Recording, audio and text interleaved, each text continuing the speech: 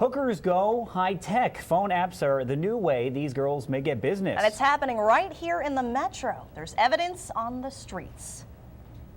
It's usually a cash-only business. No cash for sex? No problem.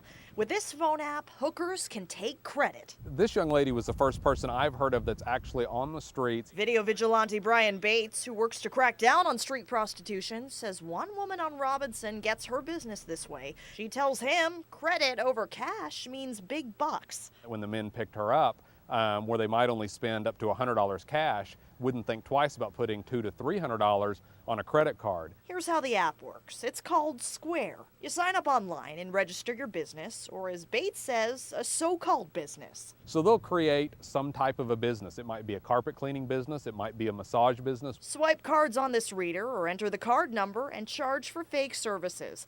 These women on Robinson would not talk to us on camera, but tell us, word's out on the street, this is another way they can make a buck off the Johns.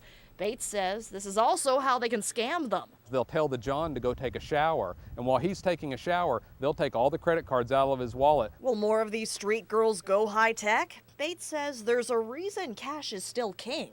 Well, the reason a lot of these Johns and even the prostitutes don't want to use the credit card apps is because there is a paper trail. We tried to contact Square but did not hear back. The founder of this credit card app told one publication last year no prostitution services have ever been conducted through this app.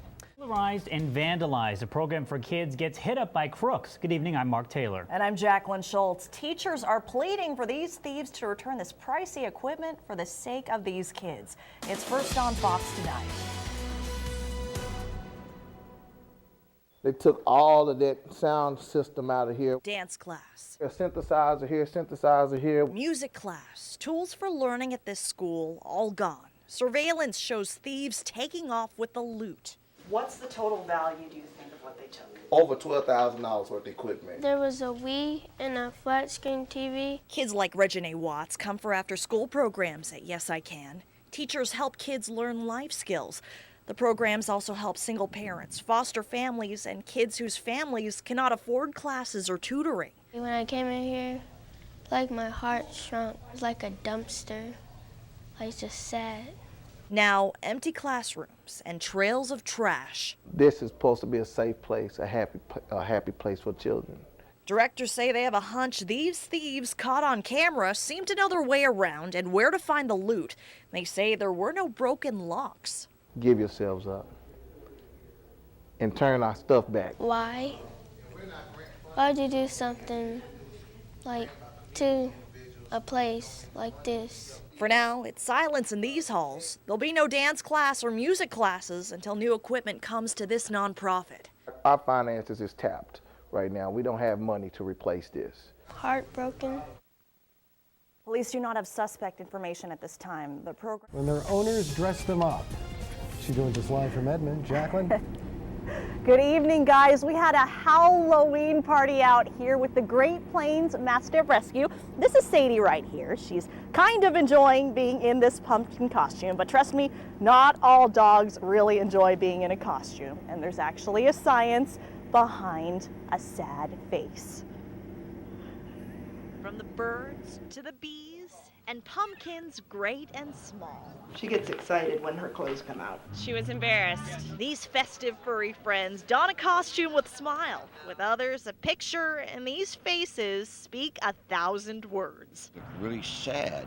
This is embarrassing. Like this is what I have to wear. We always love to instill our emotions into them. Dr. Brett Boatsman of Neal Animal Hospital believes dogs can feel embarrassment or shame, but not from costumes. Dogs do respond, however, to how we may think they're cute or if we laugh. Staring at them or things like that, then they might perceive that. Some animal behaviorists believe dogs do not like being singled out or exposed, a trait from their wild wolf heritage. That could explain the sad face.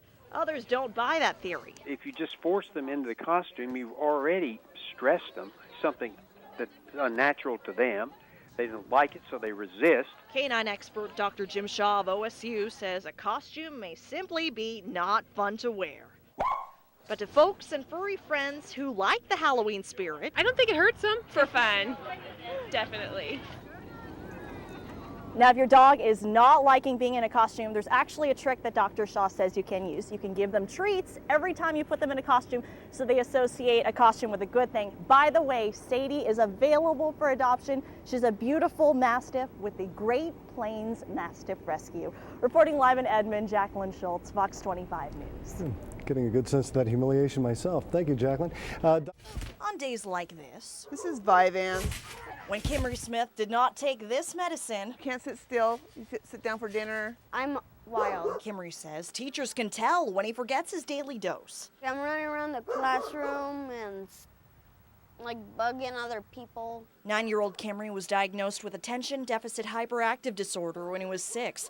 Doctors say many children go untreated, so the American Academy of Pediatrics now recommends children get treatment as young as 4 years old. That would give people the impression that you could self-diagnose. Dr. Mary Sweet-Darter of the UCO Learning and Behavior Clinic works with children with ADD. She worries many parents and teachers would confuse difficulties in school with ADD in very young children. It is normal for little children, preschoolers, to be exuberant.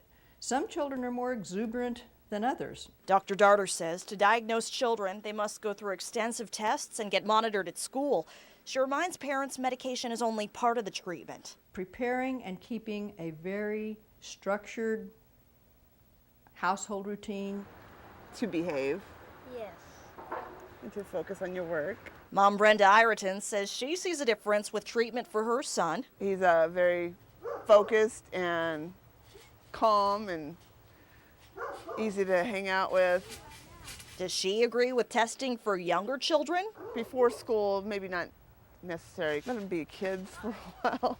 Fox 25's Jacqueline Schultz studied these new guidelines today.